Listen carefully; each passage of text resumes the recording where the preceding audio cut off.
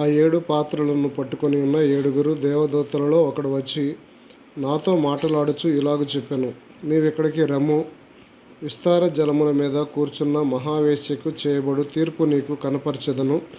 భూరాజులు ఆమెతో వ్యభిచరించిరి, భూనివాసులు ఆమె వ్యభిచార మధ్యములో మత్తులైరి.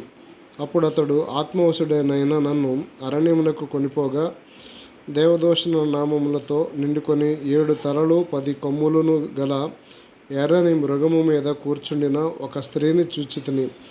ఆ స్త్రీ ధూమ్ర రక్తవర్ణము గల వస్త్రము ధరించుకొని బంగారముతోనూ రత్నములతోనూ ముత్యములతోనూ అలంకరించబడినదై ఏహేమైన కార్యములతోనూ తాను చేయుచున్న వ్యభిచార సంబంధమైన అపవిత్ర కార్యములతోనూ నిండిన ఒక సువర్ణ పాత్రను తన చేత పట్టుకొని ఉండెను.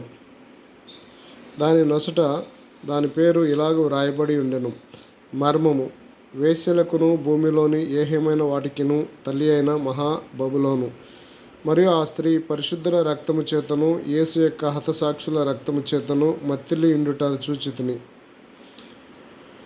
నేను దానిని చూచి బహు ఆశ్చర్యపడగా ఆ దూత నాతో ఇట్లనెను, నీవేలా ఆశ్చర్యపడితివి? ఈ స్త్రీని గూర్చిన మర్మము, 7 తలలను 10 కొమ్ములను గలిగి దానిని మోయిచున్న క్రూర మృగమును గూర్చిన మర్మమును నేను నీకు తెలిపెదను.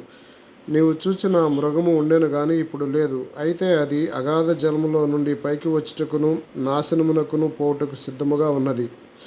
భూనివాసులలో జగదుత్పత్తి మొదలుకొని జీవగ్రంథమందు ఎవరి పేరు వ్రాయబడలేదో వారు ఆ మృగం ఉండెను కానీ ఇప్పుడు లేదు. అయితే ముందుకు వచ్చునున్న సంగతి తెలుసుకొని ఆశ్చర్యపడతారు. ఇందులో జ్ఞానము గల మనసు కనపడను. ఆ 7 తలలు ఆ స్త్రీ కూర్చున్న 7 కొండలు మరియు 7 రాజులు కలరు. 5 కూలిపోయిరి, ఒకడున్నాడు, కడమవాడు ఇంకనూ రాలేదు. వచ్చినప్పుడు అతడు కొంచెం కాలం ఉండవలను. ఉండినదియు ఇప్పుడు లేనిదియు అయిన ఈ క్రూర మృగము ఆ 7 పాటు ఒకడునై ఉండి తానే 8వ రాజు అగుచు నాశనమునకు పోవును. నీవు చూసిన 10 కొమ్ములు 10 మంది రాజులు. వారిది వరకు రాజ్యమును పొందలేదు గాని ఒక గడియ క్రూర మృగముతో కూడా రాజుల వలె అధికారము పొందుదురు. వీరు ఏకాభిప్రాయం గలవారై తమ బలమును అధికారమును ఆ మృగమునకు అప్పగింతురు.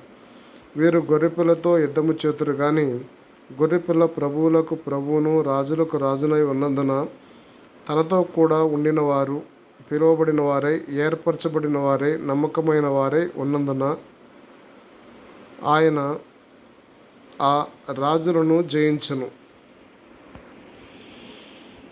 మరియు ఆ దూత నాతో ఇలాగ చెప్పెను, ఆ వేసి కూర్చున్న చోట నీవు చూచిన జలములను, ప్రజలను, జనసమూహములను, జనములను, ఆయా భాషలు మాట్లాడు వారిని సూచించును. నీవు ఆ 10 కొమ్ములు గల ఆ మృగమును చూచితివే. వారు ఆ వేశ్యను ద్వేషించి దానిని దిక్కులేని దానిగాను దిగంబరిగాను చేసి దాని మాంసము భక్షించి అగ్ని చేత దానిని బొత్తిగా కాల్చివేతురు. దేవుని మాటలు నెరవేరు వరకు వారు ఏకాభిప్రాయం గలవారై తమ రాజ్యమును ఆ మృగమునకు అప్పగించుట వలన తన సంకల్పము కొనసాగించినట్లు దేవుడు వారికి బుద్ధి పుట్టించును. మరియు నీవు చూచిన ఆ స్త్రీ భూరాజుల నేలు ఆ మహాపట్టణమే.